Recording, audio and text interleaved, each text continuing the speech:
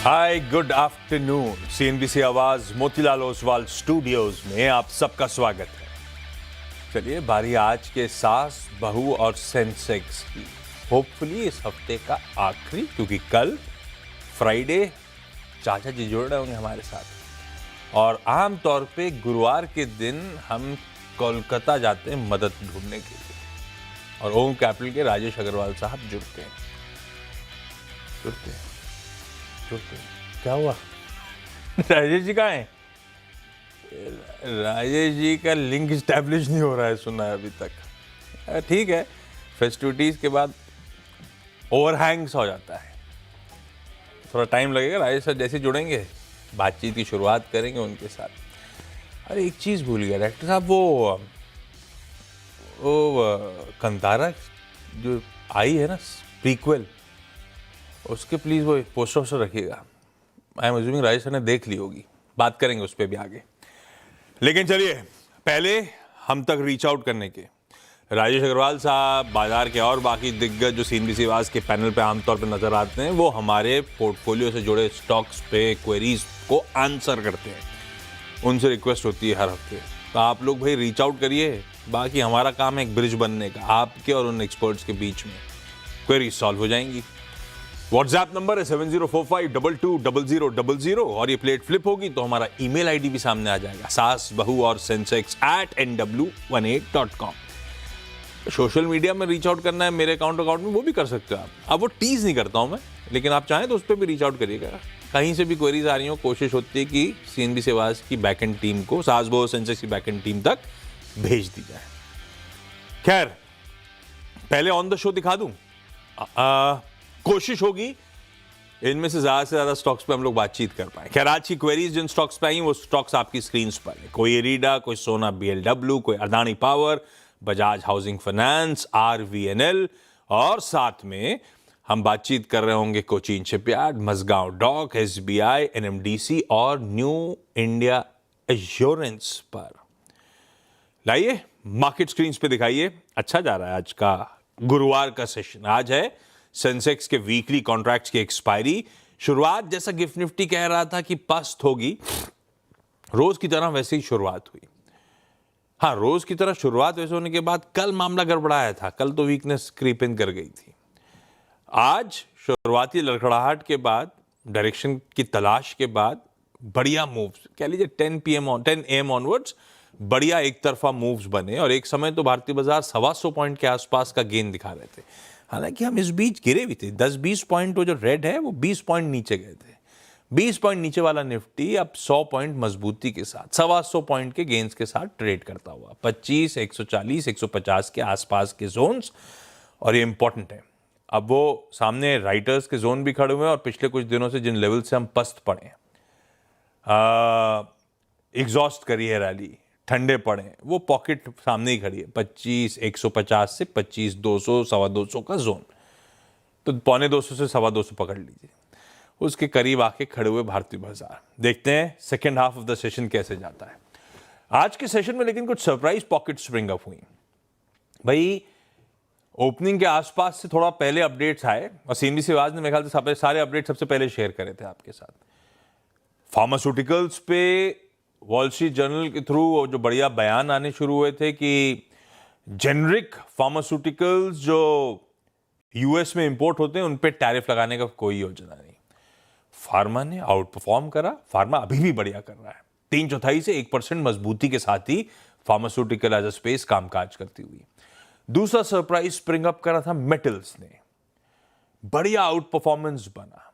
आवाज ने सबसे पहले बताया आपको कि कैसे ईयू में वहां की डोमेस्टिक इंडस्ट्री प्रोटेक्ट करने की कोशिश। तो टाटा स्टील की अगुवाई में, वैसे बेस मेटल्स भी कई सारे अच्छे उत्थान में है, सबका मिला जुला रुझान आपकी स्क्रीन पर। मेटल्स मजबूती, तेज तूल पकड़ी, और हायर लेवल्स पे ही इस समय कामकाज करते हुए 1.5% के आसपास का मूव मेटल्स में आता हुआ। और एक और पॉकेट अच्छा कर रही है, वो है कैपिटल मार्केट स्टॉक्स। फिर आज रुझान, वैसे एक कैपिटल मार्केट रिलेटेड स्टोरी का आईपीओ भी खुला है, हालांकि छोटा है, कैनरा का, कैनरा रोबेको एएमसी का।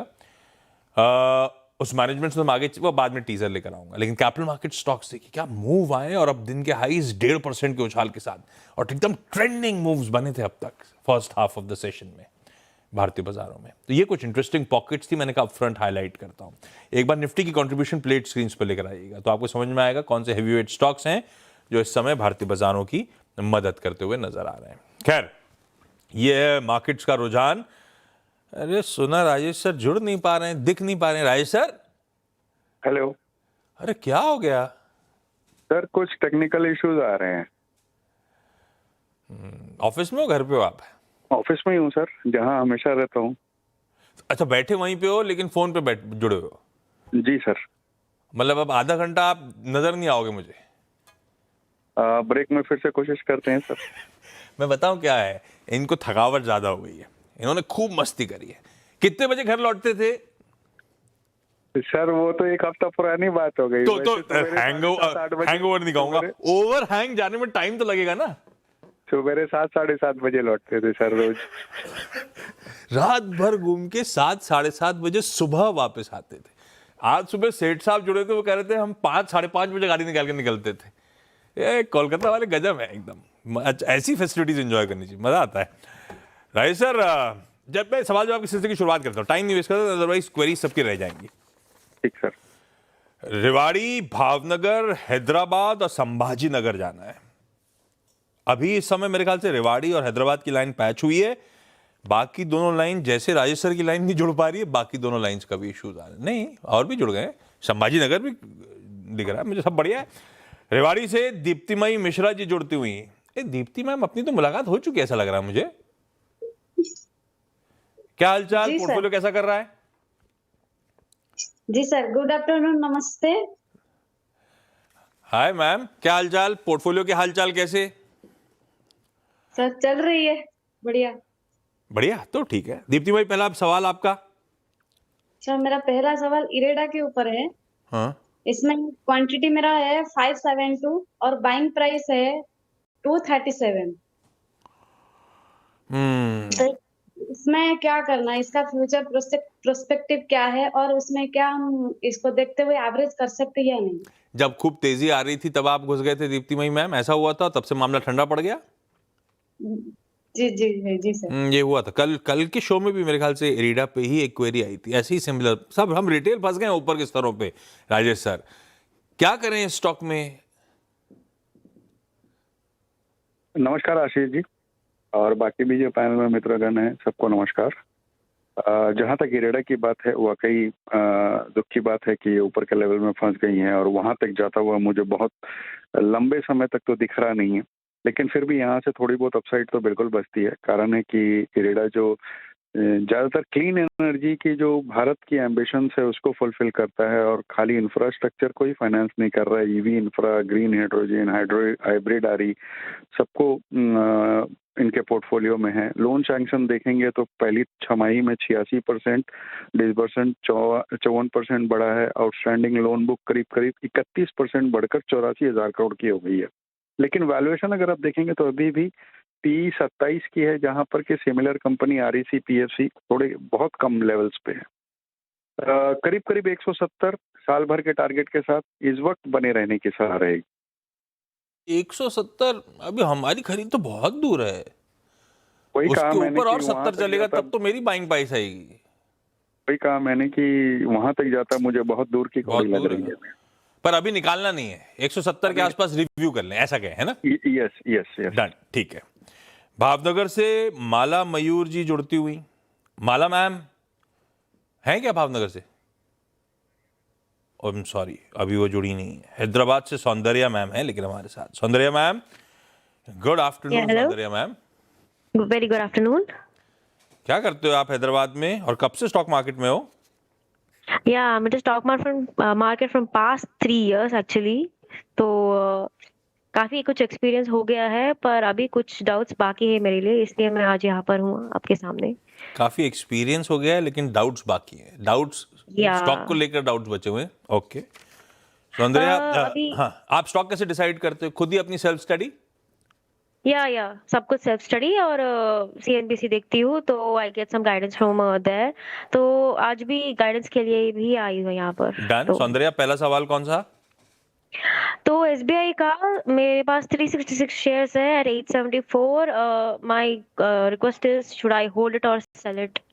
अगर होल्ड करना है तो कब तक होल्ड करना पड़ेगा उसको? आपने क्यों लिया था? आपने लॉन्ग टर्म का सोचा था या चार्ट वार्ट देख के लिया था? एक्चुअली मैंने लॉन्ग टर्म का ही सोचा था, पर मार्केट का अप्स एंड डाउन्स और न्यूज़ के वगैरह का सब कुछ देख के I just went into the confusion whether to sell और टू होल्ड नाउ। तो नहीं, तो लॉन्ग टर्म का सोचा था तो अपनी सेल्फ स्टडी करी थी एसबीआई पे, तो या फिर जल्दी कन्विक्शन क्यों डगमगा रहा है? अभी तो 10 रुपए नीचे है आपकी खरीद से, ठीक है, तब तो चलता है। खैर, लॉन्ग टर्म के लिए सौंदर्या का एसबीआई का कॉल सही है या नहीं राजेश सर? देखिए, बहुत सही है। मैं तो कहूंगा कि अगर इनके फंड अलाउ करते हो तो और भी ऐड कर लें। देश की सबसे बड़ी बैंक, 29,000 प्लस ब्रांचेस, पहली तिमाही में नतीजे बहुत शानदार आए। 250 बिलियन का क्यूआईपी किया इन्होंने, जिसके कारण से इनकी और भी क्रेडिट ग्रोथ स्ट्रांग होने की संभावना है। सब्सिडियरीज बहुत अच्छी चल रही है, योनो ऐप बहुत अच्छा चल रहा है। इस बार की आरबीआई पॉलिसीज में जो भी अनाउंसमेंट आए हैं वो सीधे सीधे लग रहे हैं कि पीएसयू बैंकिंग साइट्स के लिए बहुत पॉजिटिव आए। इस वक्त न केवल बने रहने की सलाह रहेगी, बल्कि फंड्स अलाउ करते हो तो ऐड भी कर सकते हैं।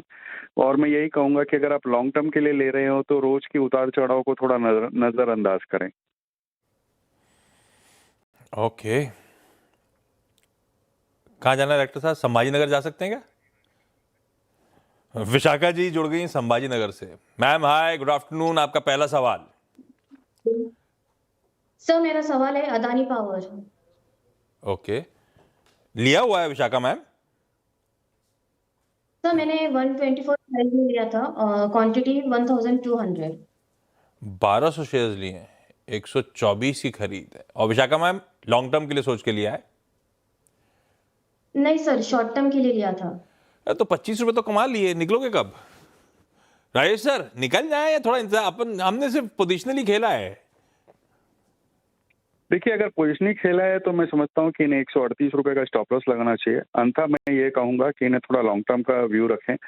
देश की सबसे बड़ी थर्मल पावर की कंपनी है, 14,000 मेगावाट की इनकी कैपेसिटी है और बिजनेस मॉडल बहुत शानदार है। लॉन्ग टर्म पीपीए किए हुए हैं, मर्चेंट सेल्स किया हुआ है और ऑपरेशनल फुटप्रिंट बहुत सारे स्टेट्स में फैले हुए हैं। इस वक्त इसमें मेरे हिसाब से तो बने रहना चाहिए 170 के टारगेट के साथ।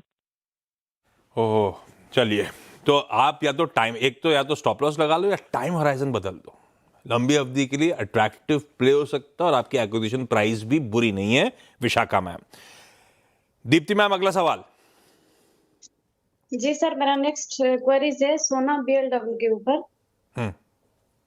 इसमें मेरा क्वांटिटी 100 है और बाइंग प्राइस है 492। तो वही सेम सिचुएशन, इसमें क्या करें?